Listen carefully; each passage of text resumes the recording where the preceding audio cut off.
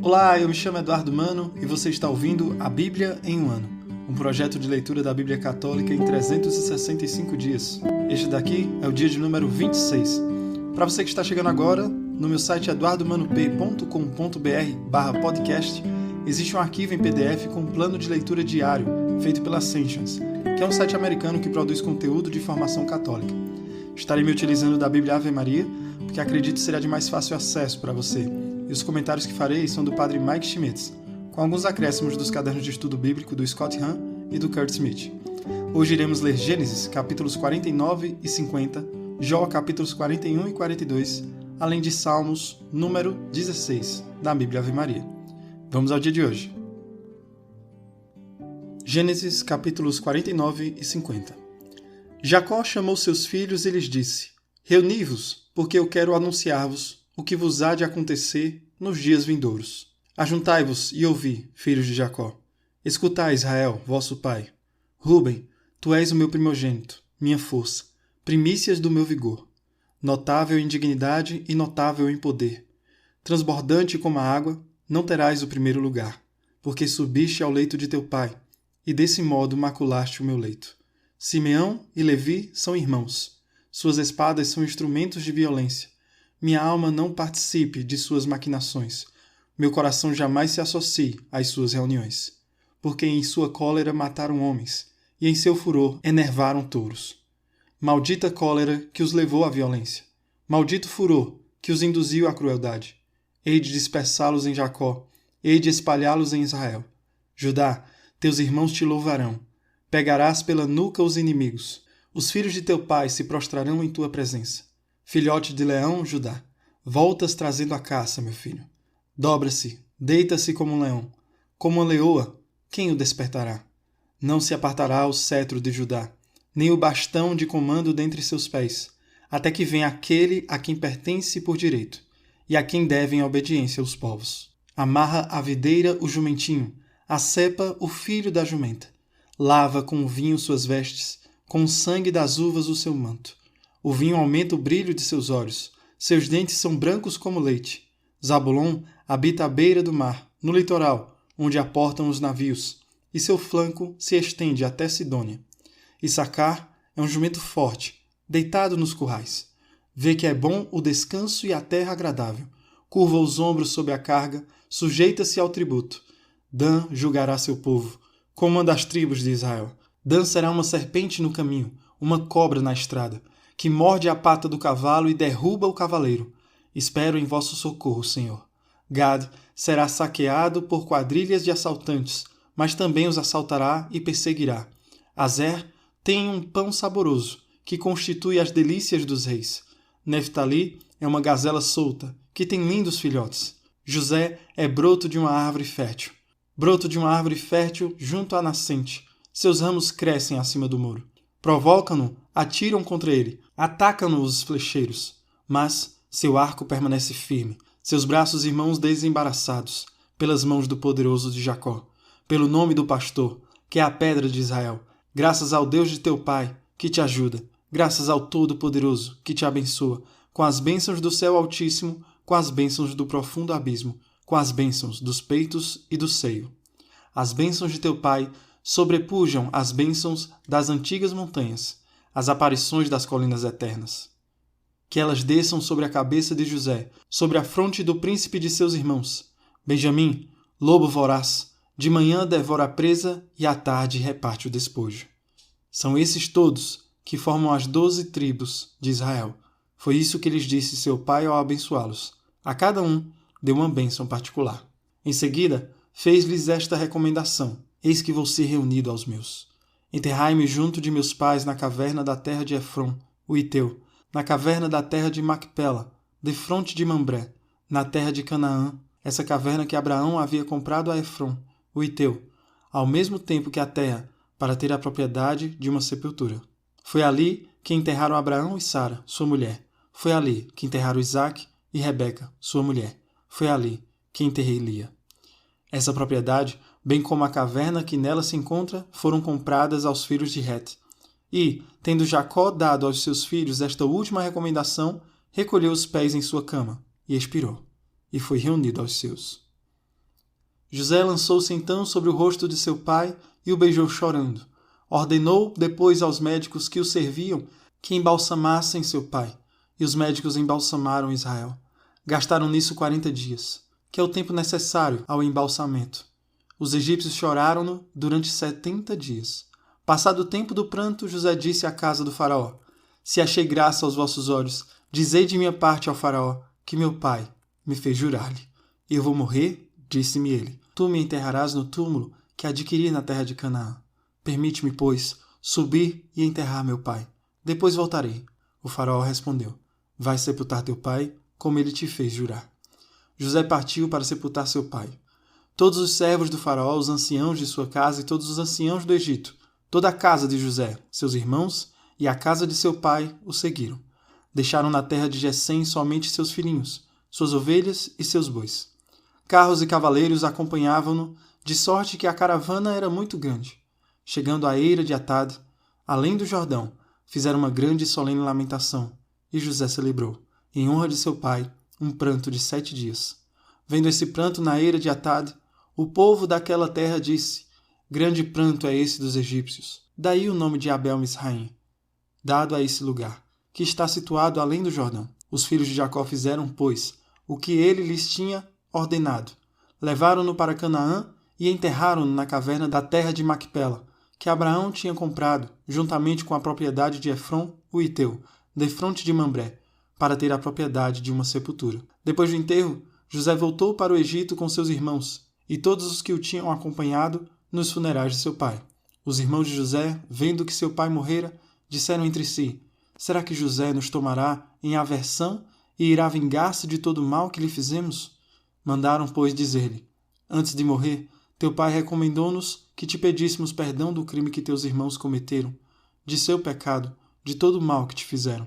Perdoa, pois, agora esse crime àqueles que servem o Deus de teu pai. Ouvindo isso, José chorou. Seus irmãos vieram jogar-se aos seus pés, dizendo: Somos teus escravos. José disse-lhes: Não temais. Posso eu pôr-me no lugar de Deus? Vossa intenção era de fazer-me mal, mas Deus tirou daí um bem. Era para fazer, como acontece hoje, com que se conservasse a vida a um grande povo. Não temais, pois eu vos sustentarei a vós e a vossos filhos. Essas palavras, que lhes foram direto ao coração, reconfortaram-nos. José habitou no Egito e também a família de seu pai. Viveu 110 anos. Viu os descendentes de Efraim até a 3ª geração. Igualmente, os filhos de Maquir, filho de Manassés, vieram à luz sobre os joelhos de José. José disse a seus irmãos: Vou morrer, mas Deus vos visitará, seguramente, e vos fará subir desta terra para a terra que jurou dar a Abraão, Isaque e Jacó. E José fez que os filhos de Israel jurassem: Quando Deus vos visitar, disse ele, levareis daqui os meus ossos. José morreu com a idade de 110 anos. Foi embalsamado e depositado num sarcófago do Egito. Jó, capítulos 41 e 42. Ninguém é bastante ousado para provocá-lo. Quem lhe resistirá face a face? Quem pôde afrontá-lo e sair com vida? Quem debaixo de toda a extensão do céu? Não quero calar a glória de seus membros e falarei de seu vigor incomparável. Quem levantou a dianteira de sua couraça? Quem penetrou na dupla linha de sua dentadura? Quem lhe abriu os 2 batentes da goela? Em torno dos seus dentes, só terror. Sua costa é um aglomerado de escudos, cujas juntas são estreitamente ligadas. Uma encaixa na outra, nem sequer o ar passa entre elas. Uma adere tão bem à outra, que são encaixadas sem se poderem desunir. Seu espirro faz jorrar a luz, e seus olhos são como as pálpebras da aurora. De sua goela saem chamas e escapam centelhas ardentes. De suas ventas sai fumaça, como de uma panela que ferve entre chamas. Seu hálito queima como brasa, e a chama jorra de sua goela. Em seu pescoço reside sua força. Diante dele salta o espanto. As dobras de seus músculos são aderentes. Esticadas sobre ele, elas são inabaláveis. Firme como a pedra é seu coração, firme como a mó fixa de um moinho. Quando se levanta, estremecem as ondas e os vagalhões do mar se afastam. Se uma espada o atinge, ela não resiste. Nem a lança, nem a flecha, nem o dardo. O ferro para ele é como palha e o bronze como madeira podre. A flecha não afugenta. As pedras de funda são palhinhas para ele. O martelo lhe parece um fiapo de palha. e ri-se do assobio da espada. Sob seu ventre há cacos pontiagudos, como uma grade de ferro que se arrasta sobre o lodo. Faz ferver o abismo como uma caldeira e transforma o mar num queimador de perfumes. Deixa atrás de si um sulco luminoso, como se o abismo tivesse cabeleira branca. Não há nada igual a ele na terra, pois foi feito para não ter medo de nada.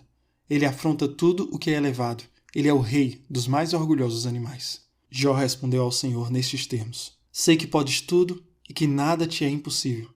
Quem é esse que obscurece assim a providência com discursos ininteligíveis? É por isso que falei, sem compreendê-las. Maravilhas que me superam e que não conheço. Escuta-me, deixa-me falar. Vou interrogar-te e tu me responderás. Meus ouvidos ouviram falar de ti, mas agora meus próprios olhos te viram. É por isso que me retrato e me arrependo, no pó e na cinza. Depois que o Senhor acabou de dirigir essas palavras a Jó, disse a Elifaz de Temã: Estou irado contra ti e contra teus 2 amigos, porque não falastes corretamente de mim, como Jó, meu servo. Tomai, pois, 7 touros e 7 carneiros, e vinde ter com meu servo Jó. Oferecei-os por vós em holocausto, e meu servo Jó intercederá por vós. É em consideração a ele que não vos infligirei ignomínias por não terdes falado bem de mim, como Jó, meu servo. Elifaz de Temã, Baldade de Suás e Sofar de Naamate foram-se então para fazer como o Senhor lhes tinha ordenado, e o Senhor tomou em consideração as orações de Jó. Enquanto Jó rezava por seus amigos, o Senhor o restabeleceu de novo em seu primeiro estado e lhe tornou em dobro tudo quanto tinha possuído.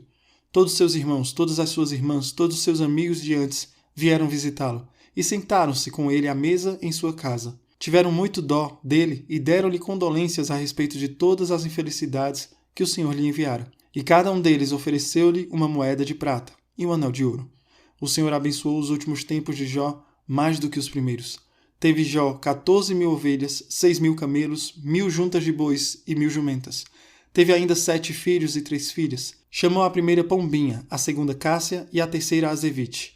Em toda aquela terra não poderiam ser encontradas mulheres mais belas do que as filhas de Jó, e seu pai lhes destinou uma parte da herança entre seus irmãos. Depois disso, Jó viveu ainda 140 anos e conheceu até a 4ª geração dos filhos de seus filhos. Depois, velho e cheio de dias, morreu. Salmo 16. Ouvi, Senhor, uma causa justa. Atendei a meu clamor. Escutai minha prece de lábios sem malícia. Venha de vós o meu julgamento, e vossos olhos reconheçam que sou íntegro. Podeis sondar meu coração, visitá-lo à noite, prová-lo pelo fogo. Não encontrareis iniquidade em mim. Minha boca não pecou, como costumam os homens. Conforme as palavras dos vossos lábios, segui os caminhos da lei. Meus passos se mantiveram firmes nas vossas sendas. Meus pés não titubearam. Eu vos invoco, pois me atendereis, Senhor. Inclinai vossos ouvidos para mim e escutai minha voz. Mostrai a vossa admirável misericórdia, vós que salvais dos adversários os que se acolhem à sua direita. Guardai-me como a pupila dos olhos. Escondei-me à sombra de vossas asas, longe dos pecadores que me querem fazer violência. Meus inimigos me rodeiam com furor. Seu coração endurecido se fecha à piedade. Só tem na boca palavras arrogantes. Eis que agora me cercam. Espreitam para me prostrar por terra, qual leão que se atira ávido sobre a presa, e como leãozinho no seu covil. Levantai-vos, Senhor. Correi-lhe ao encontro, derrubai-o. Com vossa espada livrai-me do pecador. Com vossa mão livrai-me dos homens, desses cuja única felicidade está nesta vida, que tem o ventre repleto de bens, cujos filhos vivem na abundância e deixam ainda aos seus filhos o que lhes sobra. Mas eu, confiado na vossa justiça, contemplarei a vossa face. Ao despertar, irei saciar-me com a visão de vosso ser. Muito bem, ouvimos então os últimos capítulos de Gênesis e de Jó. No livro do Gênesis, ouvimos que os 12 filhos de Jacó se reúnem em torno de seu leito de morte para receber sua bênção. As bênçãos proferidas em verso poético são oráculos proféticos sobre o futuro das tribos de Israel. Israel sendo Jacó, suas bênçãos dadas a seus 12 filhos, surgem então as 12 tribos. Alusões são feitas para a ocupação de Canaã sob Josué e os juízes, a ascensão da monarquia Israel sob Davi e seus sucessores, e o alvorecer da era messiânica. Os nomes dos filhos são agrupados de acordo com suas respectivas mães. Jacó abençoa primeiro os filhos de Lia, Ruben, Simeão, Levi, Judá, Zabulon e Issacar. Então os filhos de suas concubinas, Dá, Gade, Azer, Naftali, e em seguida os filhos de Raquel, José e Benjamim. A Judá e José, que recebem um foco na porção final do Gênesis, capítulos 37 a 48, são dadas bênçãos visivelmente mais exaltadas do que aos outros. O filho mais velho de Jacó, Ruben, é repreendido por seu orgulho e agressão sexual, depois de ter desonrado seu pai, dormindo com a sua concubina Bala. Isso o tornou inapto para receber a bênção honrosa do primogênito. Jacó amaldiçoa a fúria de Simeão e Levi, que conspiraram para matar a cidade em defesa de Siquém, para a irritação de seu pai. E a tribo de Judá está destinada a ser a tribo real em Israel. É representada tanto como um leão, satisfeito com a presa, e como um rei, governando sobre outras nações com cetro na mão. Até que venha aquele a quem pertence por direito, e a quem devem a obediência os povos, diz o versículo 10. Isso refere a um governante universal que está por vir da linhagem de Judá. O oráculo é preliminarmente cumprido em Davi e Salomão. Nós vamos ouvir essas histórias mais à frente. Ambos são da tribo de Judá, quando reinam sobre Israel e as nações vizinhas. Mas seu cumprimento final vem com a entronização celestial de Nosso Senhor Jesus Cristo, que é, ao mesmo tempo, o Senhor de todas as nações e o leão da tribo de Judá. Algo que a gente tanto escuta, né, e muitas vezes não sabemos o motivo dele ser o leão da tribo de Judá, é justamente por essa bênção de Jacó para Judá, de que a sua tribo está destinada a ser a tribo real em Israel. Então o rei, o leão da tribo de Judá, como ele faz a comparação também com o leão com a sua presa na boca, virá a se cumprir no Nosso Senhor Jesus Cristo. No versículo 11, escutamos que lava com o vinho suas vestes, com o sangue das uvas o seu manto. Aqui é uma descrição poética do suco de uva ou vinho, e a ideia é que o vinho será tão abundante na era messiânica que as pessoas vão usá-lo para tarefas domésticas, tais como lavar roupas. Mas há também a interpretação alegórica dada por São Justino Marte, em que as manchas de vinho apontam para as manchas de sangue do Messias, cuja morte limpou a roupa de todo mundo do pecado. Continuando, temos que a tribo de Zabulon vai prosperar como um povo marítimo no noroeste de Canaã. A tribo de Issacar vai se curvar ao jugo da escravidão cananeia, apenas para desfrutar da planície fértil que lhe é atribuída no centro da Palestina. A tribo de Dan, embora pequena, vai derrubar inimigos maiores, como a víbora que derrubou o cavaleiro desavisado. A tribo de Gade será forçada a retalhar contra saqueadores do deserto que invadem e saqueiam seus assentamentos no leste do Jordão. A tribo de Azer vai desfrutar de uma abundância de escolha de alimentos. A tribo de Naftali será tão fecunda e graciosa como uma mãe serva. A tribo de José será extremamente abençoada, como sugerido pela repetição em 6 vezes da raiz hebraica para abençoar nas estrofes finais. O foco semelhante sobre a fecundidade de José na estrofe inicial é uma alusão ao seu filho, Efraim, cujo nome lembra a afirmação Deus me fez fecundo. A tribo de Benjamim vai devorar os seus inimigos como um lobo que se alimenta de sua presa. Essas são as distribuições da bênção de Jacó. E já no livro de Jó, ouvimos Deus novamente desafiando Jó a fazer o que é humanamente impossível, comparando com as características de Leviatã, que nesse discurso final de Deus a Jó, o nome é dado a um crocodilo, uma criatura com o poder do próprio mal, que se pensava estar além do poder do homem derrotar. Esse trecho ele carrega muita licença poética, pois ele chega a descrever o crocodilo como um dragão cuspidor de fogo até. E no capítulo 42, ouvimos Jó responder, onde ele passa a ver que Deus ordenou todas as coisas do universo de acordo com uma sabedoria divina que supera a compreensão humana. Que Deus não é responsável pelos homens ou obrigado a dar uma resposta a cada demanda, e que a sabedoria consiste não na resolução do enigma do sofrimento, mas em humildade diante do Senhor. E aí São Basílio diz que tenha certeza que tudo que Deus ordena, mesmo que sua razão esteja além de nós, é sempre obra de alguém que é sábio. Devemos aceitá-lo, não importa o quão difícil possa ser suportar, pois Deus sabe e nomeia o que é melhor para cada um de nós. E no epílogo, escutamos a história indo para o seu final feliz. As agonias de Jó finalmente acabaram, e sua saúde, riqueza e honra estão totalmente restauradas. No versículo 8, Deus diz que Jó intercederá por seus amigos, indicando que Jó é contado entre os justos do Antigo Testamento, cujas orações de intercessor com Deus são poderosas em nome dos outros. Junto a eles estão Abraão, Moisés, Samuel e Elias. E restabelecido em bens, animais e filhos, Jó morre aos 140 anos, um longo período de vida que lembra os tempos patriarcais. E o Padre Mike pontua uma coisa interessante nas leituras de hoje, que Deus não responde ao porquê do sofrimento de Jó. Ele mostra a si mesmo. Enquanto Jó só ouvia falar de Deus, não respondia nada a ele. Mas a partir do momento que Deus mostra-se, Jó entende e aceita tudo o que passou. Assim também devemos ser nós, que já temos o Deus revelado em Cristo Jesus. Jó experimentou da presença de Deus e foi convencido de que não importava mais os porquês de cada sofrimento. Para Jó bastou a presença do Senhor. Que essa presença também nos seja suficiente para enfrentarmos cada circunstância incompreensível que surge. Não esqueçamos que em todos os momentos de Jó, bons ou ruins, o Senhor estava com ele. Deus abençoe você e reze por mim. Até amanhã.